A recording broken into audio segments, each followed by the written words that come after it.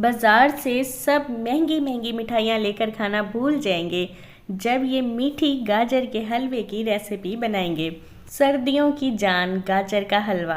आज हम बनाने वाले हैं खिला खिला गाजर का हलवा, जो बनेगा देखने में बहुत ज़्यादा खूबसूरत, एकदम मुंह में घुल जाने वाला और गले में तो बिल्कुल भी नहीं चिपकेगा। और सबसे ख़ास बात, इस हलवे का दाना भी बिल्कुल अलग रहेगा और जब हम इसे खाएंगे तो मुंह में चिपकेगा भी नहीं, चाहे हम इसे गर्म खाएं या ठंडा। इस रेसिपी में हम ना ही कंडेंस मिल्क इस्तेमाल करेंगे और ना ही हमें बाज़ार से खोया लाना पड़ेगा। खोया बनाने का तरीका भी मैं आपको इसी रेसिपी के एंड में बताऊंगी। रेसिपी को एंड तक देखें, अच्छी लगे लाइक कर दें और मेरे चैनल को सब्सक्राइब भी कर दें। तो चलें रेसिपी को स्टार्ट कर लेते हैं। यहाँ पर मैंने ली है सिर्फ़ और सिर्फ 1.5 किलो गाजर और इसे हमने साफ़ पानी में अच्छी तरह से मसल कर धो लेना है, ताकि इसके ऊपर जितनी भी मिट्टी हो वो साफ़ हो जाए। आप सभी की कोशिश यही होनी चाहिए कि जिस वक्त गाजर परचेज़ करें तो गाजर छोटी, लंबी और रेड कलर की होनी चाहिए। जब आप इस तरह की गाजर परचेज़ करेंगे ना, तो गाजर का हलवा बड़ा ही रसीला और मज़ेदार बनेगा। आज के हलवे की सबसे ख़ास बात यह है कि जब हम इसे बनाएंगे ये सिर्फ़ और सिर्फ 20 मिनट में तैयार हो जाएगा। सुर्ख गाजरों के इस्तेमाल से जिस्म में खून बढ़ता है, ताकत पैदा होती है, चेहरे का निखार बढ़ता है और हुस्न में इजाफा होता ही चला जाता है। इसलिए रोज़ाना 4 से 5 गाजरें तो खा ही लेनी चाहिए। कच्ची गाजर का खाना या गाजर का जूस पीना बहुत ज़्यादा मुफीद है और साथ ही साथ गाजर का हलवा दिमागी और जिस्मानी ताकत के लिए बेहद मुफीद है। जो लोग जिस्मानी तौर पर कमज़ोर हों और सेहतमंद होना चाहते हों तो गाजर के जूस में देसी गुड़ डालकर पिएं तो बहुत ज़्यादा फ़ायदा होगा। ये ऐसी ख़ास टिप्स हैं कि शायद ही आपके साथ कोई और शेयर करे। मेरे माइंड में आ रही थी तो मैंने आपके साथ शेयर कर दी। गाजर के हलवे में सबसे मेहनत वाला काम इसका बारीक सा छिलका उतारना और फिर इसे कद्दूकश करना है। लेकिन काफ़ी सारे लोग गाजर को पीसेस में कट करके गाजर का हलवा बना लेते हैं, लेकिन इसके टेस्ट में फ़र्क आ जाता है। तो लिहाजा मुझे तो कद्दूकश करके ही गाजर का हलवा बनाना पसंद है।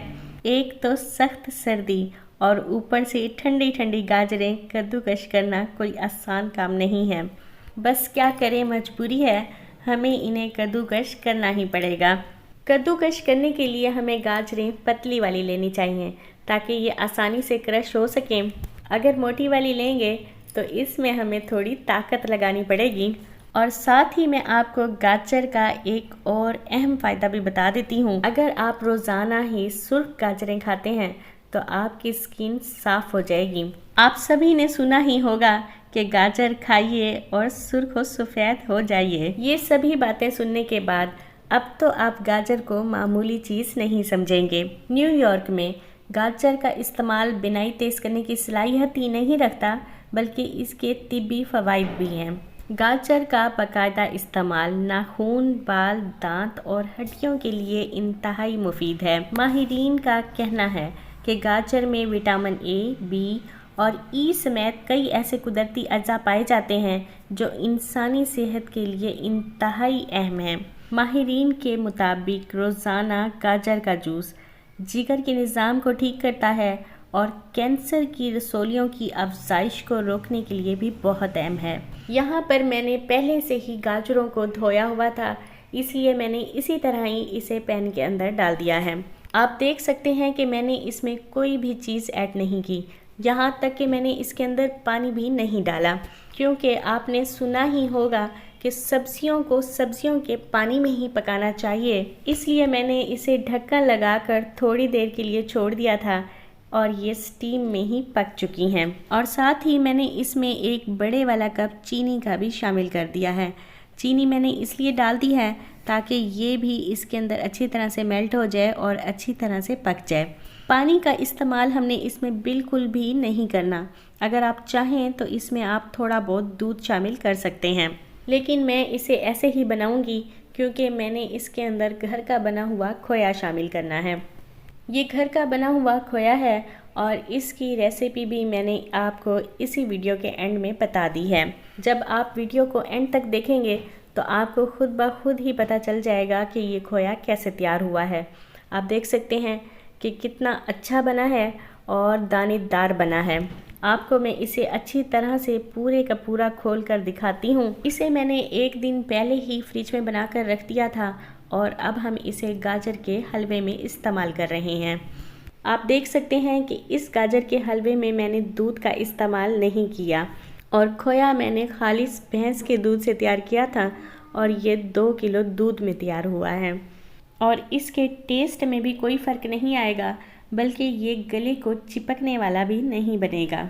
अच्छी तरह से मिक्स करेंगे और चम्मच को तो हमने साथ साथ हिलाते ही जाना है ताकि ये नीचे चिपके नहीं, क्योंकि अभी तक हमने इसके अंदर घी का इस्तेमाल भी नहीं किया। साथ ही मैंने इसके अंदर थोड़ी सी किशमिश भी डाल दी हैं।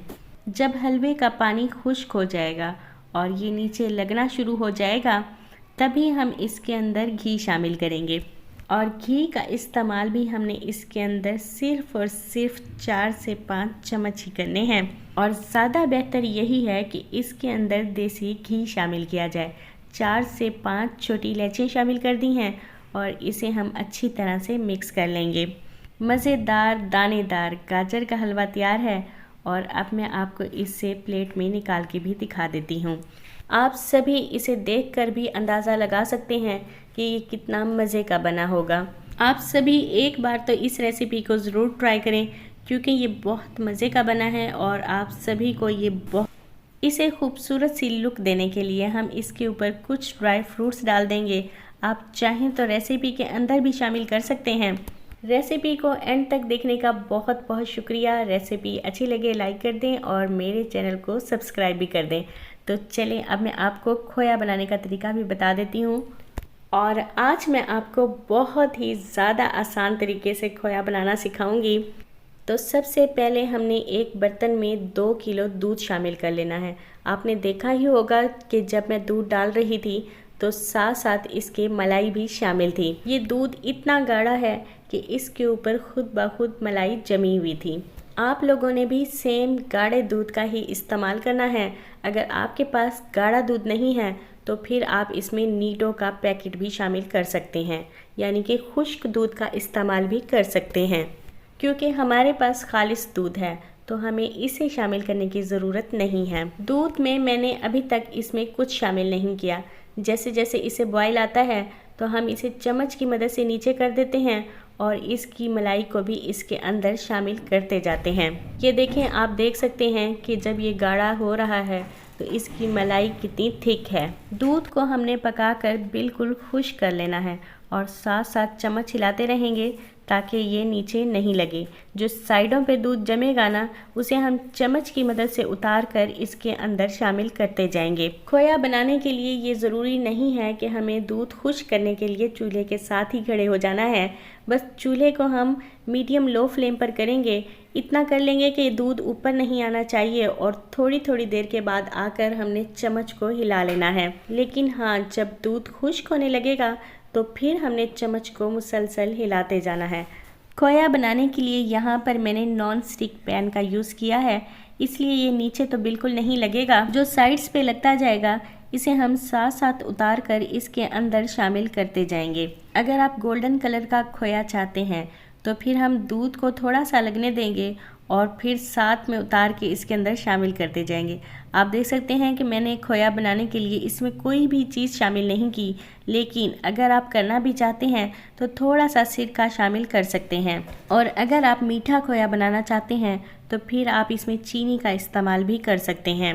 मैं इसमें कुछ भी शामिल नहीं करने वाली, क्योंकि मैंने इसे गाजर के हलवे में इस्तेमाल करना है और गाजर के हलवे में ही हम चीनी का इस्तेमाल करेंगे।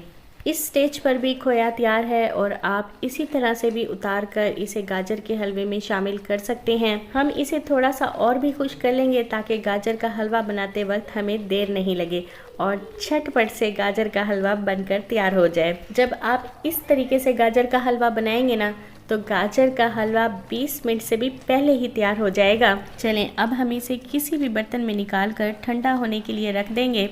फ्रिज में आप इसे 1 हफ्ता या 15 दिन भी रखें तो इसके टेस्ट में फ़र्क नहीं आएगा।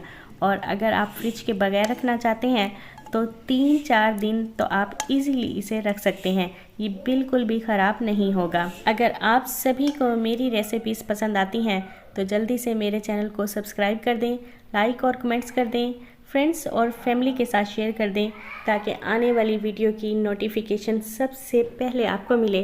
दुआओं में याद रखिएगा। अल्लाह हाफिज़।